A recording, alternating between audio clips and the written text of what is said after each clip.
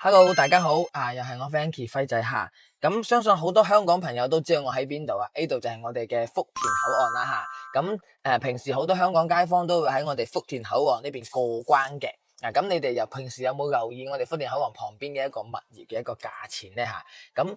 就好似我哋口岸對面嘅嘉福華爾登咁樣啦，佢85平方嘅兩房，佢嘅總價就要去到610萬起，而且係清水樓交付。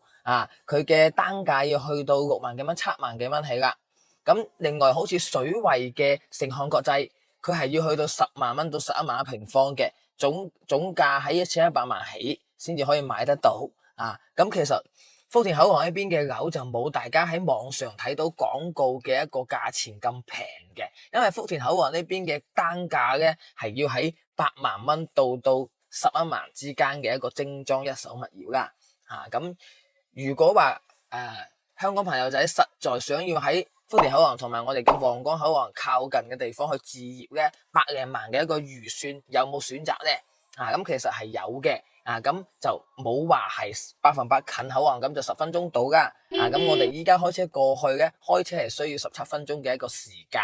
咁佢嘅總價咧就喺100零萬就可以攞低一套兩房嘅一個單位噶啦。咁佢都係一個70年產權嘅一個物業，而且係京基大品牌喺深圳，我相信好多朋友仔都聽過我哋京基一個物業嘅啦。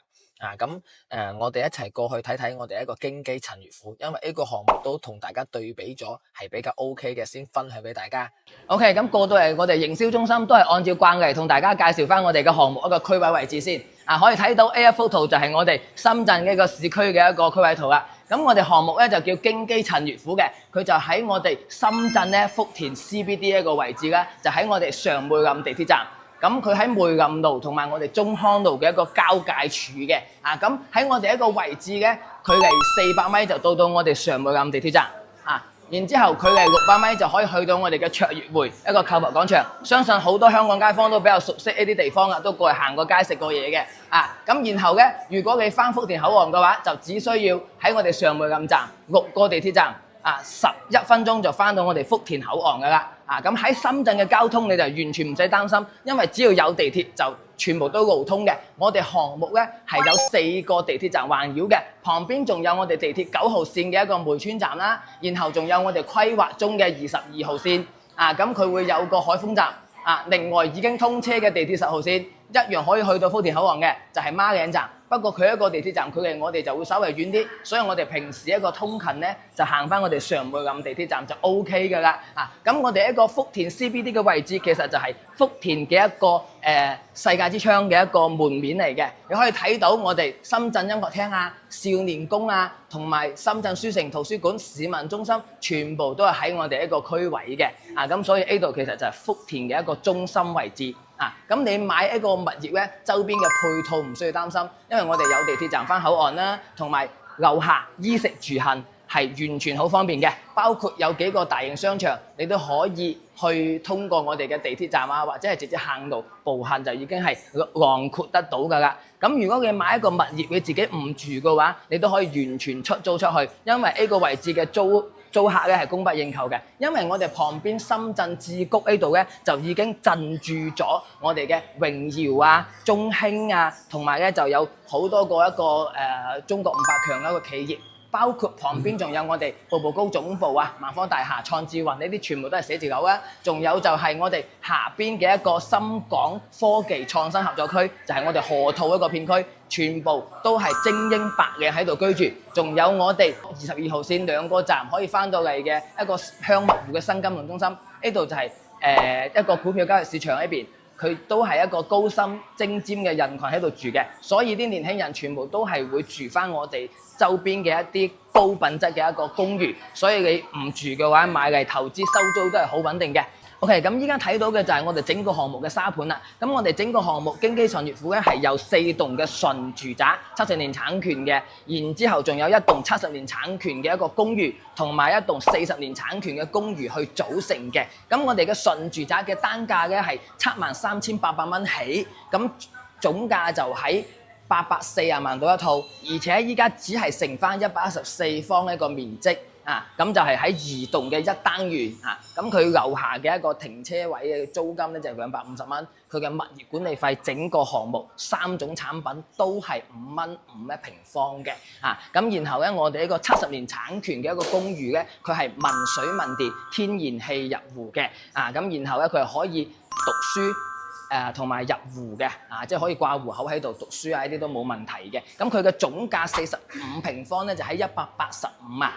48平方咧就喺200萬出頭然後咧我哋40年產權呢個住宅咧佢都係民水民電天然氣入戶，就只不過佢產權係40年，佢嘅面積段就38平方就142萬起就可以買低㗎啦咁我哋一齊上去睇下呢個樣板間先。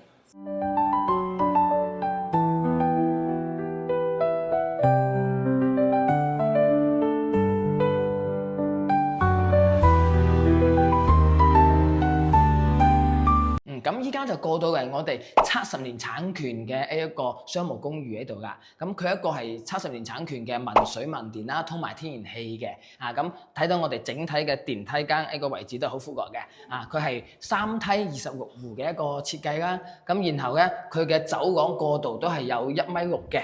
咁咧都唔會話窄，同埋佢嘅走廊嘅一個採光都 OK 嘅。就即係唔會話太暗啦。咁然後咧，呢個70年產權咧，佢係可以落戶積分讀書嘅咁就同40年產權嘅就唔同佢一個咧就可以積分落戶啦，就會比較有人需求學位或者係要戶口嗰啲都 OK 嘅。呢個就48平方嘅兩房單位佢嘅總價咧就喺200萬出頭就可以搞掂嘅啦，200幾萬可以有交易嘅啦。咁入到嚟呢個位置咧，就係我哋嘅一個廚房位置嚟嘅。咁廚房3件套係方太一個一線大品牌交付俾大家。然後咧櫥櫃呢啲全部都係做到足夠嘅一個收納空間嘅。你可以睇到佢嘅櫃一啲位置，佢嘅重心都係比較深，所以你到時候比較多嘅一啲廚房用具或者係雜物都可以放喺度。入門口第一間係一間比較細啲嘅房間但係佢唔係暗房佢係有窗嘅。通風都 OK 我哋聽到啲風聲都係 OK 嘅。咁然後咧喺呢個位置，我哋可以做一個榻榻米嘅做一個榻榻米，一個床 A 邊做一個連住嘅一個書台或者係梳妝台 A 邊做翻個衣櫃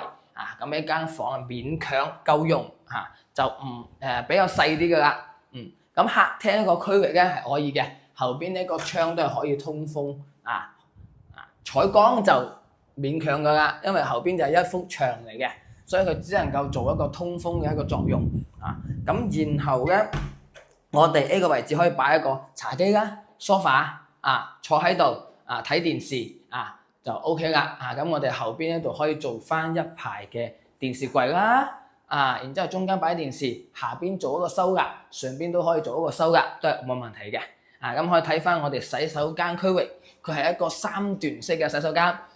佢呢個位置帶埋燈除毛呢個俾你嘅，而且入邊可以放我哋嘅化妝品、護膚品下邊仲可以放我哋平時一啲紙巾洗手液嗰啲嗰啲 OK 呢個廁所佢就細啲，但係咧就夠用嘅佢個空間都係 OK 嘅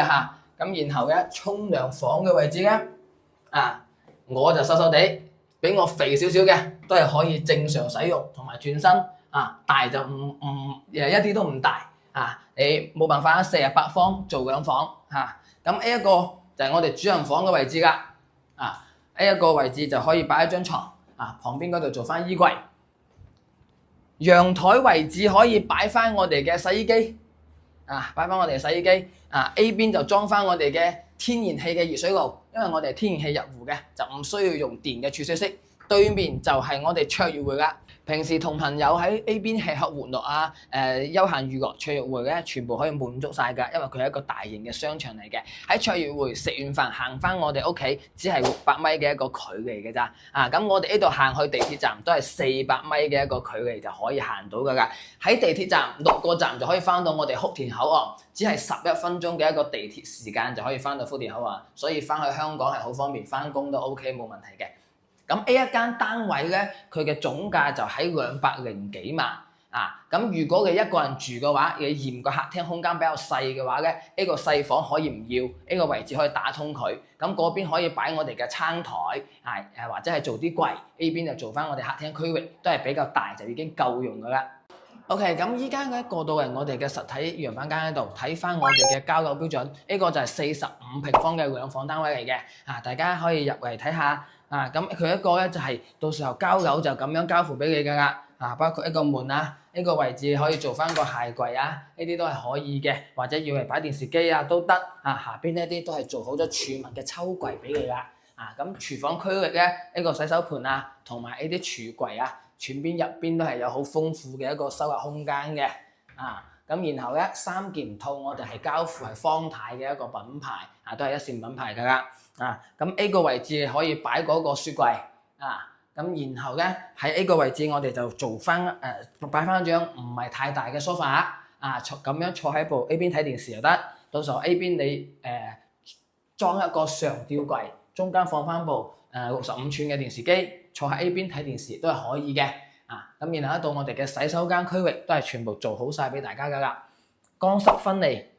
雖然唔係好大，但係功能係齊全嘅，可以睇到我哋嘅一個梳洗區呢邊啲櫃呢啲全部都係做好晒俾大家㗎啦，下邊都有足夠嘅收納空間，咁左右咧就各一間房，A 邊咧呢間房入到嚟嘅面積咧都還 OK，然後出邊望出去嘅景觀咧，係好開揚嘅，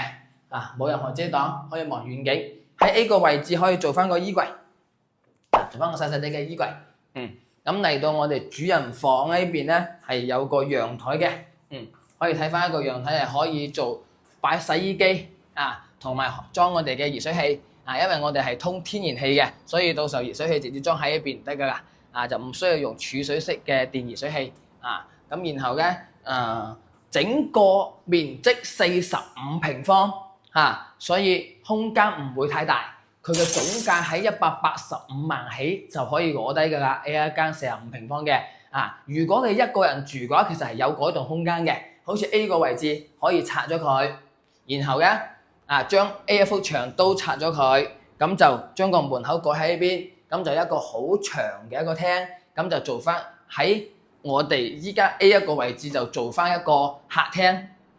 嗰邊就可以係一個食飯煮飯區域，出陽台。A 邊就係一間完整嘅一間比較大嘅一間帳房，咁樣就係一個一房一廳嘅一個改造嘅一個設計，咁呢個就45平方嘅。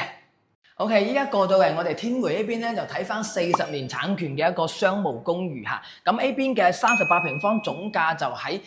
143萬起嘅。咁然後咧 A 邊開發商有優惠就可以做到99,000蚊嘅首期，就唔需要一個70幾萬嘅一個首期就可以攞低㗎啦。我哋首先睇38平方嘅一個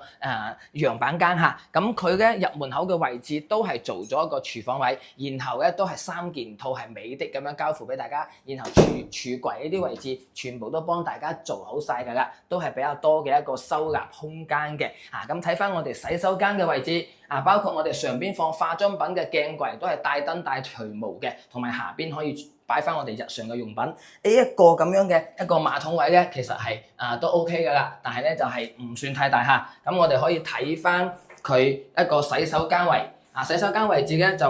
都係 OK 嘅，正常可以使用得到，冇問題嘅。咁佢係做咗有個小隔斷，就係一個一房一廳嘅一個格式嚇。呢度係一個比較温馨嘅一個客廳位啦，然之後對面就可以做翻我哋一個電視櫃，到時候我哋交付可以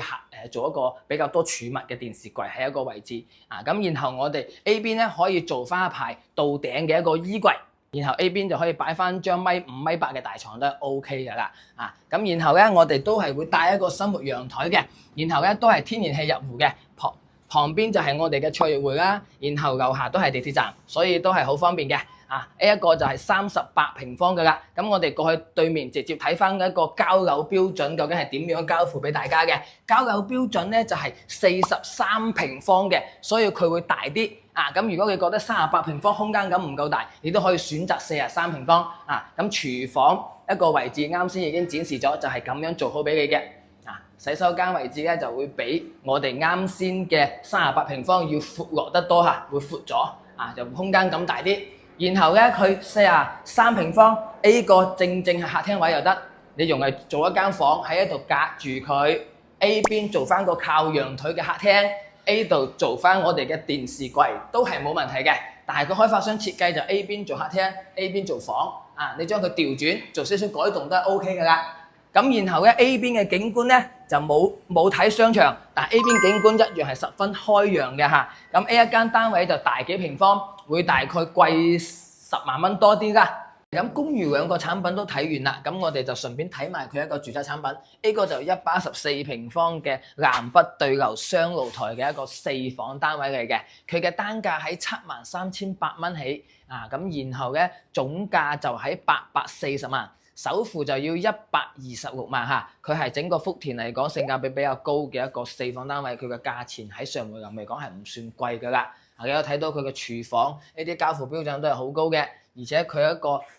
空間都係好闊落嘅，包括佢嘅客廳啊，佢個南北對流，而且開間足夠闊，呢一間比較大嘅一個客房啦，3邊落床位加埋衣櫃都冇問題嘅啊。咁然後咧 A 邊就我哋嘅主人房啊，佢嘅景觀同陽台一樣嘅。啊，咁然後咧就3邊落床位啦，同埋我哋嘅做衣櫃同埋乾濕分離嘅一個套廁啊。咁另外兩間房咧就有啲細㗎嚇，另外兩間房比較細啊。咁如果係我咧，我就會建議用3房就 OK 啦，將兩間房打通佢啊，喺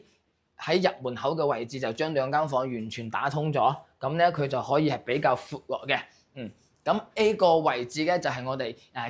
京基神悅府嘅一個3個類型嘅產品啦。咁一陣間我下邊同大家做個總結。OK， 咁我哋3個產品嘅樣板間都睇完啦。咁輝仔就同大家去總結翻先嚇。咁我哋嘅住宅產品咧，其實就同普遍嘅福田住宅一樣嘅，都係比較貴嘅，而且總價都係要700-800萬啊，細啲面積600-700萬先至買得到嘅。所以咧好多香港街坊就可能唔會太考慮福田嘅住宅，因為佢嘅總價係比較貴嚇。咁其實咧佢嘅公寓產品一直都係賣得最好嘅。睇下我身口佢係24年到依家都係公寓嘅一個銷售冠軍嚟嘅，喺整個福田區嚟講，因為佢 A 邊嘅公寓咧140萬到210萬就可以攞低，佢嘅總價係比較低嘅，而且佢係70年嘅一個物業啦，仲要係民水民電啦，而且係天然氣入戶嘅，可以積分讀書，亦都可以遷戶口過嚟嘅，所以係比較多嘅深圳嘅城市喺度生活嘅人，佢哋都係比較認可一個產品，所以佢先會有咁嘅銷量咯。但係近1-2年都好多香港街坊過嚟我哋一個樓盤去買我哋一個70年嘅一個公寓，甚至乎40年嘅一個公寓，都有好多嘅街坊選擇。因為 A 個位置400米就係我哋嘅地鐵站啦，而且咧旁邊600米就係我哋嘅卓悅匯商場，衣食住行十分方便。甚至乎翻去香港只係需要10零分鐘嘅一個時間就到口岸過關啦，所以總價亦都唔高啊，所以就咁多朋友都會選擇我哋一個公寓。唔知屏幕前嘅理由中唔中意佢一個公寓產品呢？OK， 咁今期嘅節目咧就同大家分享到呢度啦。如果大家有興趣想要了解福田呢個項目嘅，麻煩大家可以 WhatsApp 我嘅。然後咧，如果你中意我嘅視頻咧，可以點個 like， 俾啲鼓勵輝仔，同時關注埋我一個 channel 嚇。後期咧，我會製作更加多嘅精彩視頻俾大家。我哋下期再見，拜拜。